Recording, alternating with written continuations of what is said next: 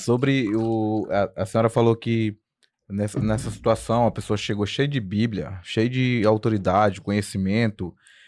Aqui vai um recado para todos os cristãos, né? Porque alguém sabe muito de Bíblia, que ele é um semideus ou é alguém que é próximo de Deus. Até porque Satanás só usou a Bíblia, só usou a palavra contra Jesus, usou totalmente ela contra ele. Ou melhor, a favor dele para que ele fizesse o que ele queria, né? Então, nem sempre né, por usar um texto bíblico que a pessoa tá. Por isso, daí há essa necessidade da gente sempre orar para Deus nos dar o discernimento de espírito. Que só assim, aí sim, você vai saber se aquela pessoa tá falando ele é de Deus. Porque, mas também é aquilo que a gente já vinha falando aqui, ó. Quem é cheio do Espírito Santo, quem tem o mover do Espírito em sua vida, não pode a goiaba dar limão, né? Então, os frutos dessa pessoa vai te dizer se ele é de Deus ou não. As atitudes dele. Então, Os percebe frutos. bem. As atitudes dele vai provar se ele é de Deus. Tem atitude duvidosa? Vai analisando, que às vezes pode ser uma falha do ser humano. Nós somos falhos, né? Porque eu aceitei Jesus Cristo e que eu tenho o Espírito de Deus, que eu não vou cometer um erro sem querer, ou às vezes eu me irar contra o meu irmão, mas aí tá a diferença. Eu vou reconhecer que isso é um erro, porque o Espírito de Deus já me tocou, e vou pedir perdão a ele, que eu me irei sem necessidade, ou se não pedir porque eu não o ofendi, eu só me irei, mas não demonstrei a minha ira. Não, o apóstolo Paulo diz: irai-vos, mas não pequeis, né? Então é o que vem após a ira, que é o pecado. Não por você se irar, eu me irei aqui com ele, mas não agredi. Tô irado aqui com ele, não falei nada, não ofendi, então não pequei contra ele, mas eu errei, porque eu me irei. Então eu peço perdão a Deus. Deixa eu te falar uma coisa. O que está acontecendo hoje? As pessoas têm que ser mais espertas. As pessoas parecem que elas estão vivendo dentro de um mundo fechado, uma caixa fechada que elas não querem ver. Por quê? Porque não conhecem. A Bíblia diz: se conhecereis a verdade, e a verdade vos libertará. E as pessoas hoje não estão vivendo a verdade. Por isso estão enganadas. O que está acontecendo hoje em dia? Satanás está pegando as pessoas fracas de dentro do evangelho e transformando elas em potencial. E as pessoas pensando que elas estão sendo usadas por Deus. Mas não, Satanás é estrategista. Ele está usando pessoas que são vulneráveis, tanto para Deus como para ele.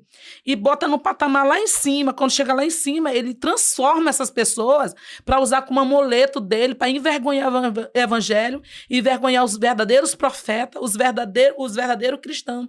E as pessoas não estão despertando que está tendo uma batalha espiritual da última hora.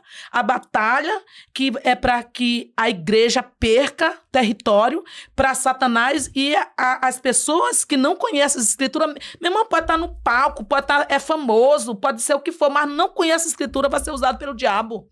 Vai ser usado, vai envergonhar o evangelho que está acontecendo aí. Esses cantores aí famosíssimos envergonhando o evangelho. Ainda tem coragem de dizer que conhece a palavra, tem coragem de dizer que conhece o evangelho. Não conhece, nunca conheceu. Não são nem leitor da Bíblia, não são.